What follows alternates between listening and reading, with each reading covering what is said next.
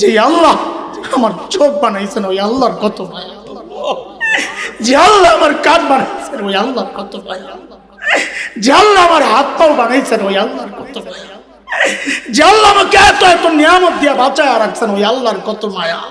আরে মায়াটা বুঝেন না? ভাবেন কোনদিন? মায়া বুঝেন? ভাবেন?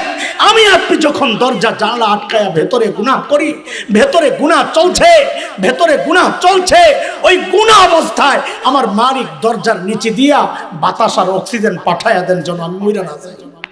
আল্লাহ বলছেন, ওরে বান্দা, ওই কারিম রবের ব্যাপারে তোরে কে ধোকায় ফেললো, এই কথার ওজনটা বোঝার জন্য একটা উদাহরণ বুঝেন। আমাদেরকে আল্লাহ আল্লাহ রসুল বাদ দিলে সবচেয়ে বেশি ভালোবাসেন কে? আগে একবার বলছি, কে? আল্লাহ আল্লাহ রসুল বাদে এগুলো আল্লাহ আল্লাহ রসুলকে আনা যাবে না। সবচেয়ে বেশি ভালোবাসেন মা। মার কলিজায় কত দরদ আর ভালোবাসার মহাব্বত আমি কেমনি বুঝাবো? আমি তো মা না, এটা শুধু মা জানে। মাকে যে আল্লাহ বানাইছেন সে আল্লাহ জানেন। আগে একটা উদাহরণ দিছি মায়ের দরদের কথা, আমার মায়ের কথা বলেছি, মনে আছে না? আমরা এটা বলতে পারবো না, তবে কোরআন সুন্নাহ পড়ে মাসআলা শিখে যেটা জেনেছি অনুমান করতে পারি মার দরদ কত। যেমন একটা মাসআলা আপনাদেরকে শোনাই। একটা মাসআলা তো এমন, কোন সন্তান যদি বাবা মার আগে ইন্তেকাল করে তো বাবা তো সন্তানের লাশের পেছনে পেছনে যেতে পারে, বাবা তো সন্তানের কবরেও নামতে পারে। বলে কেন? বাবার কলিজায় কি দরদ মায়া নাই, ভালোবাসা নাই? বলে আছে।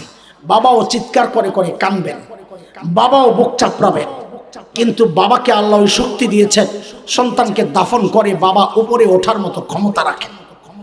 কিন্তু কোন মায়ের জন্য সন্তানের লাশের পেছনে যাওয়া চলবে না, কোন মায়ের জন্য সন্তানের কবরে নামা চলবে না। কেন? দুনিয়ায় এমন কোন মা নাই যে সন্তানকে দাফন করার জন্য কবরে নামবেন, সন্তানকে দাফন করে সুস্থ অবস্থায় উপরে উঠবেন, এমন কোন মা নাই। নিজেও লাশ হইয়া শুয়ে পড়বে। আমি একটু জিজ্ঞেস করতে চাই আপনাদের কাছে, আমি ওই আয়াতের ওই ডাক্তার ওজন বুঝাইতেছি, একটু জিজ্ঞেস করতে চাই, মার কলিজায় যে এত মায়া, একটু বুঝে শুনে বলেন তো কেন মা আমার কান বানাইছে, চোখ তো বানাইছে, জিহ্বা, হাত পাও, তো কি বানাইছে? বলেন না, কি বানাইছে? কিচ্ছু বানান নাই। অল্প কয়েকদিন ভাড়াটিয়ার মতো পেটে ধারণ করেছেন, লালন করেছেন, জন্মের পর পালন করেছেন, তাতেই মার কলিজায় এত মায়া, তাতেই মার কলিজায় এত মায়া। আহ আহ তাইলে যে আল্লাহ আমার চোখ বানাইছেন ওই আল্লাহর কত মায়া, যে আল্লাহ আমার কান বানাইছেন ওই আল্লাহর কত মায়া, যে আল্লাহ আমার হাত পাও বানাইছেন ওই আল্লাহর কত মায়া, যে আল্লাহ আমাকে এত এত নিয়ামত দিয়া বাঁচায় রাখছেন ওই আল্লাহর কত মায়া। আরে মায়াটা বুঝেন না? ভাবেন কোনদিন? মায়া বুঝেন? ভাবেন? আমি আপনি যখন দরজা জানলা আটকায়া ভেতরে গুনাহ করি, ভেতরে গুনাহ চলছে, ভেতরে গুনাহ চলছে, ওই গুনাহ অবস্থায় আমার মালিক দরজার নিচে দিয়া বাতাস আর অক্সিজেন পাঠায়া দেন যেন আমি মইরা না যাই। এবার ওই ডাক্তার ওজন বুঝে আল্লাহ যে পেছন থেকে ডাকতে থাকেন, আমি আপনি যখন গুনাহ করি আল্লাহ ডাকতে থাকেন, কি বলে? ইয়া আইয়ুহাল ইনসান মা গররাকা বিরাব্বিকাল কারীম। আই বান্দা, ওই কারীম রবের ব্যাপারে তোরে কে ধোকায় ফেলছে? মানে কি? আরে তুই যে চোখ দিয়ে ওই নায়ক নায়িকা দেখতেছস, ওই চোখ তো ওরা তোরে দেয় নাই, এটা আমি কারীম রব দিছি, তুই চাস নাই, আমি মায়া করে দিছি। আমার মায়া করা দেওয়াই নিয়ামত তুই আমার বিরুদ্ধে লাগাইতেছস। যে কান দিয়ে তুই গুনাহ করতেছস, ওই কান তো তোর ওই গায়ক গায়িকা দেয় নাই, আমি আল্লাহ দিছি। যে জবানে তুই আমার নাফরমানির কথা বলস, ওই জবান তোর নেতা নেত্রী দেয় নাই, আমি আল্লাহ দিছি।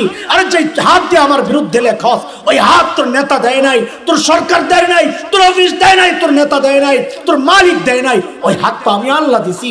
আমার দেওয়া অঙ্গ দিয়া তুই আমার বিরুদ্ধেই লেখছস, আমার বিরুদ্ধেই বলছস, আমার বিরুদ্ধে কথা শুনছস, আমার বিরুদ্ধে আমি যা নিষেধ করেছি তা দেখছস। কেন রে বান্দা, কি পায়া তুই আমারই ভুলে গেলি? কি পায়া তুই আমারই ভুলে গেলি? বলে আল্লাহ কারীম তো ওই সত্তাকে বলে যিনি না চাইতে দেন, আপনি আমার কি কি দিছেন? তা আল্লাহ যেন জবাব দিচ্ছেন, আরে জালিম, তোর চেহারার দিকে তাকায় দেখ, তোর কি দিস। সব জায়গায় তাকানোর দরকার নাই, তুই খালি তোর চেহারার দিকে তাকায় দেখ। আল্লাযী খালাকাকা ফাসাওয়াকা ফাআদালাক ফি আই সূরাতিন মা শাআ রাক্কাবা। তোর মতো সুন্দর করে আমি কাউরে বানাই নাই। আর দেখ দেখ তোর চোখের মধ্যে কি সুন্দর ঝাড়ু লাগাই দিস, ময়লা পরে আমি ভেতর থেকে পানি বের করে ঝাড়ু দিয়ে পরিষ্কার করে দিই। আর তুই যখন ঘুমায় যাস তোর চোখগুলো অনিরাপদ হয়ে যায়, আমি আল্লাহ নিজ দায়িত্ব উপর দিয়ে একটা শাটার লাগাইয়া দেব, নিরাপদ দিয়ে নিরাপদ বানাইয়া দিই।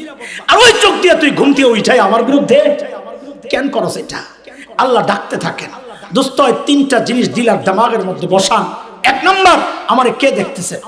আলাম ইয়ালাম বিআন্নাল্লাহা ইয়ারা, জানেন আমি তাকায় আছি।